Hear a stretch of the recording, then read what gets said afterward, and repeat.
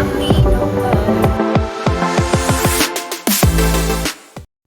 you guys, welcome back to my channel, Vibing After Dark _ with Mo. And if you're new to my channel, how about hit that subscribe button? And if you're a returning subscriber, how about sending it to a family or friend so they can vibe out with us?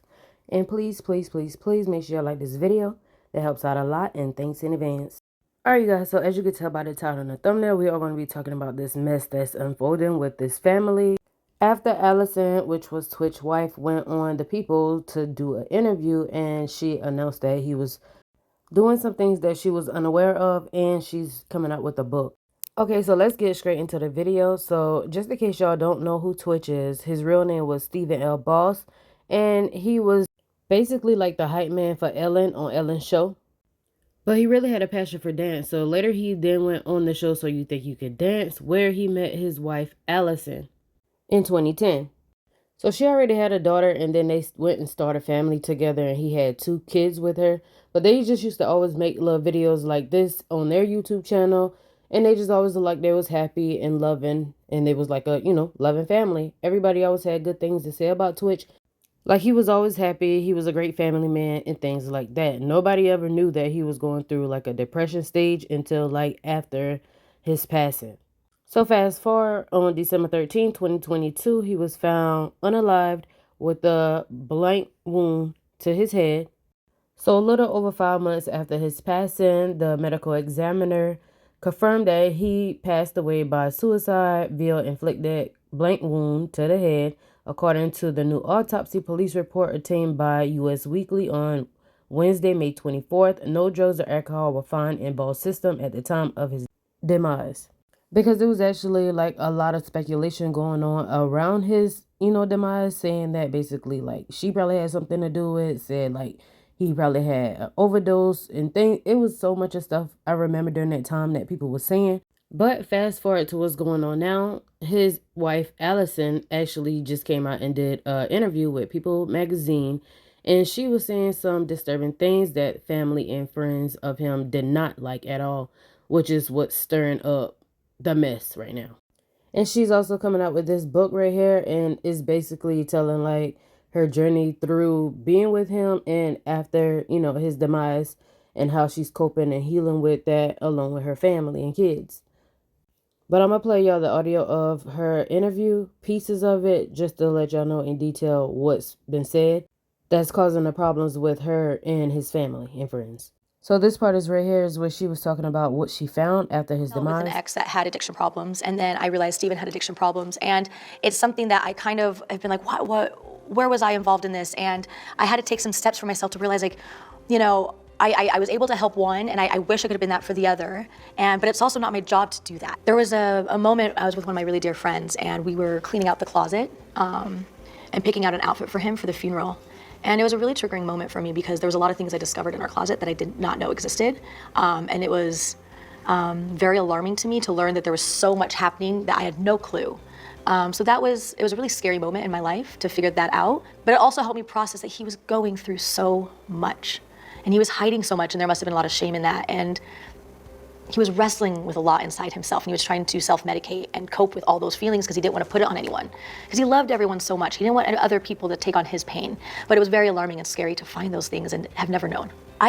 So now this part right here is where she's talking about, her healing journey and her coming out with this book and why. She was over at my home right after everything had happened with Steven.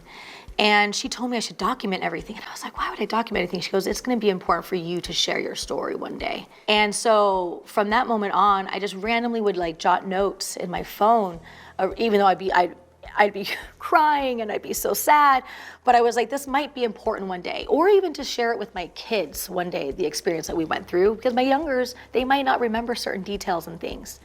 So I started jotting things down now, or I just realized this for the first time, and it was kind of like therapy for me. And I looked at myself all the time in the mirror. I was like, wow, like I'm feeling better, but then things are also getting harder with it. So it was just a constant battle with myself. But at the end of the day, I'm really proud that I did it, and I'm really proud of what work has been put out. And I hope one day that my kids can look at it, my friends and family can look at it. I really wanted to come out with this book because I've had so much support around me for years, around me, around my family, and so many people feel like they know who I am and they look to us and they lean on us. And I've always loved that our family is like kind of this example of love and joy and light.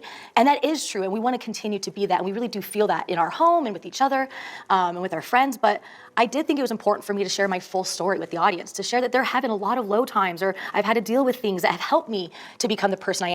So after the interview aired, and like I said, people found out that she was writing a book, a lot of people was not here for it, and everybody was coming out, speaking out on Twitch's behalf. So this right here was one of the managers that she had, talking about the experience that they had with her. So he says, for over a decade, I put up with so much disrespect and just plain evil stuff from you because of him. I should have dropped you as a manager. I hate that I built you up and fought extremely hard for you to get jobs. Even hire you as a judge on the show Bravo I helped build. Should have let them fire you when you showed your true colors on set and held up because you could barely speak. Don't act holier than thou with the demons and skeletons you have. Your house is made of glass. I don't have to say a thing. Others are coming for you now. People know my addiction journey because it's part of my testimony. If you truly are healed, then share your true self and not monetize Steven. Okay, so this person right here is a family member of Steven's, and she said, anyone who knows me knows I go straight to the source during a conflict and handle my business. But since there's clearly no shame in being so public, I haven't said a word in 2 years. But here I go. I was there the moment you both connected. I was there the day you got engaged. I stood by your side on your wedding day. I was in your home the day he died. I was by your side because your husband was my family. It didn't matter how often we spoke, how often we saw each other. We were bonded forever. This is by far the most tacky, classless, opportunistic act I have ever seen in my entire life. We all had to sign some weird NDA to attend his funeral, even his own mother, who you treated like garbage this entire time. And let's just remember, you wouldn't have even had a husband if it wasn't for her. Not to share anything or ruin his name as if that was on anyone's mind in the first place. And here you go and write a book with all the dirty laundry, smearing his name and attempting to dim the bright, loyal, loving light that your husband, my friend, whether any of it is true or not, actually besides the point. This is how you protect boss name you so quickly drop on your social media platforms 48 hours after he passed. His legacy. This is how you protect his children from any further humiliation, hurt, and despair. This is what you want them to remember about him. You have moved on. You're living your life. You're on every carpet you can get on. So it was like the day after all that went on and everybody else had something to say. The mama Connie finally came out and she posted on her Instagram and she said, our family is absolutely appalled by the misleading and hurtful claims made about my son, Stephen Boss. The recent publication spreading untruth about Stephen has crossed every line of decency. As his mother, I will not let these accusations go unanswered. We will not stand by while his name and legacy are tarnished. He doesn't deserve this, and the kids don't deserve this. For the last 2 years, I have remained quiet and away from the public eye to protect my family. My primary focus has been on healing and attempting to remain connected to my grandchildren. But when I read these dreadful claims about my baby, our beloved Stephen, I realize I could not stay silent any longer. Our family will ensure his name and memory are protected, and we are committed to defending his honor. Connie Boss Alexander. Stand for Stephen, Boss Family United, SLB, LLSLB. So the people on X is not feeling it either. Somebody said Twitch ain't tell his own wife about his pain and addiction, but he wanted the world to know. I hope People magazine paid Allison Hooker for her distasteful behavior. She could have told her story on grief without exposing any of his secrets.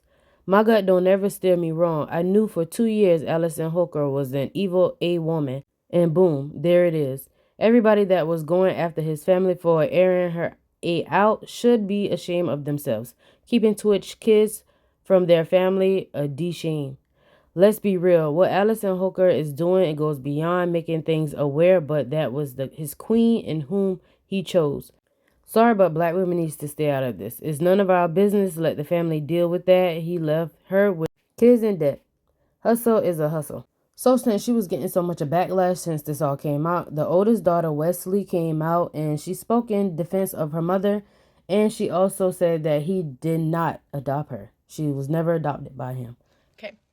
basically, I don't know like how many people are gonna join, but I was gonna talk about things and like I'll get the backlash for it, but I just feel like things needs to be addressed, and I'd rather it come from me to defend my family than like anybody else, just because I feel like it's important.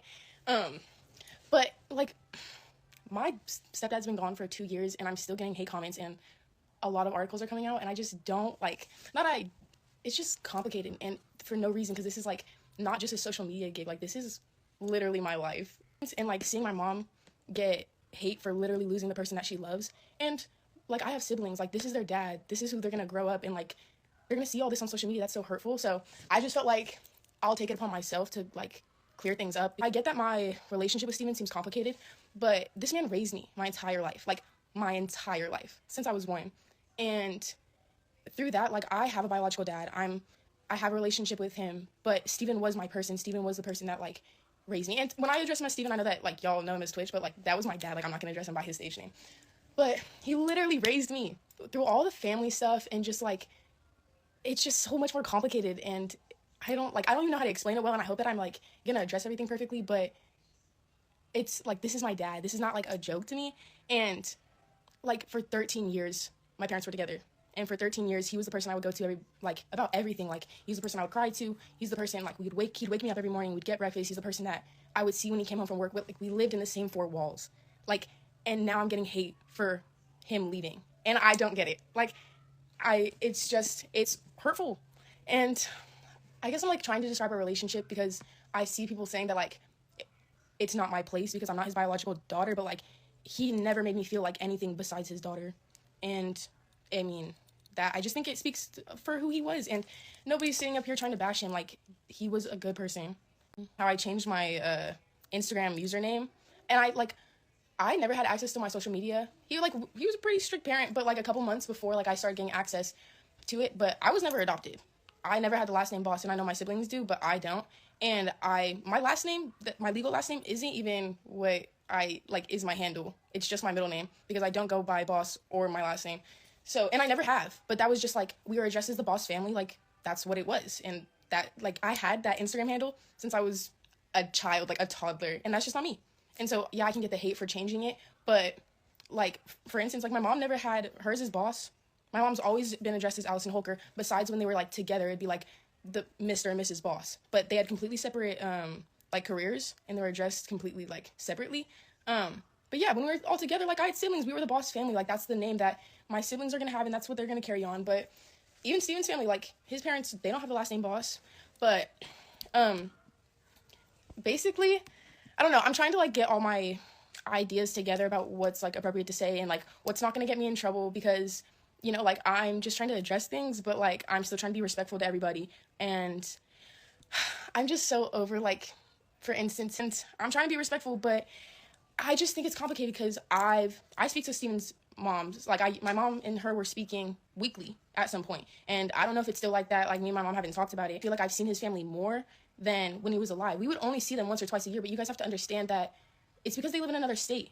Like, and things happen. Like we literally live in another state, and it's not like we're neighbors. It's not like we could just see them whenever we wanted. And now like my mom's constantly making the effort so that the kids are a part of, or not the kids are a part of their, wait, I was about to mess up my words. So the kids are a part of their lives, and my mom's the one making that effort. I don't make the effort, but that's just how I am. I feel disrespected by them, so I'm not going to talk to them. There were points where like the brothers would reach out to me, like my uncles and Connie, they'd be texting me, but I don't talk to them anymore. I feel completely disrespected. They've gone on social media saying that blood's thicker than whatever, and that's a direct dig at me and my mom. And if you don't see me as Steven's daughter, that's cool. That's like, take it how you want. That I know for a fact that's never how he saw it, and it's literally just hurtful. I've seen Connie, like I saw Connie for like a birthday lunch, and Cameron's seen my siblings a couple times. We've gone brunch with him, and he plays video games with my brother. I know that. I hear them sometimes. But then D, the other brother, they've gone ice cream together. But once again, these are things like that I've slowly started to remove myself from, because they don't make me feel comfortable. Like that the narrative is that my mom's a bad person for things that she's actively trying on, but yet they refuse to speak about it. So what's the point in that? Because I know that they don't see me, but that's my choice. My mom's literally pushing for the kids to be able to see them whenever they can, but you guys lie about it. So like I don't get it.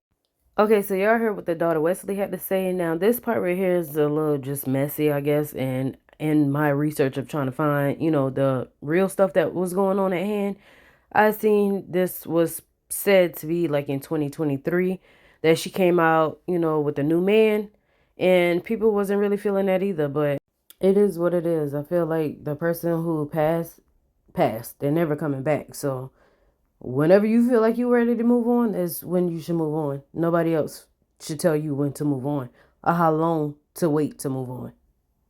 But anyway, like I said, this was in 2023. She moved on, and it was said that her person that she did basically like a little post, not a post and delete, but she didn't really show his face at the time. She showed like a part of his body, and it felt like she didn't show his face because he was married still. And then months later, she actually showed, this picture of them together. And so it said, Allison Hooker's new boyfriend, Adam Edmond, is married to another woman. Allison Hooker debuted a photo on Instagram of a shadow of her holding hands with a man on August 28, 2024. Sorry, I said 23. She didn't debut a photo of him until several months later. According to Adam's Facebook account, he's married and the father of 3 children. He and his wife's oldest child appears to be a young adult. At the time of Allison's debuting the August photo, there were no divorce proceedings between Adam and his wife, Charlene. By September 2024, Charlene filed for a divorce in Utah County, seeking to end their marriage. At the time of the filing, the court placed a domestic relations injunction and assigned mandatory classes. Adam filed his response to the divorce on October 24, 2024. As the months went on, there were numerous motions filed on both sides. However, on December 6, 2024, the couple filed a joint motion to stay the proceedings of the divorce. The stay of proceedings was granted on December 26, 2024. A stay of proceedings means the couple is asking the court to pause the legal proceeding and placing the case on hold. This means the divorce is presently on hold. According to a post by his wife, Adam and his wife appeared to have married almost 20 years ago. Whether or not they were separated when he began dating Allison is unknown. Recently, Allison told People magazine that Adam is the love of her life. I wonder what Adam's wife thinks about these statements. I wonder too, since it was put on hold, and why was it put on hold? But that's all I have for y'all in this video. Y'all let me know what y'all think about the daughter speaking out, the mother speaking out. What do y'all feel about her writing this book? And what do y'all feel about her being with this new person, being in a marriage still that was put on hold? Y'all let me know in the comment section below. I do comment back. Catch you guys on the next video. Bye.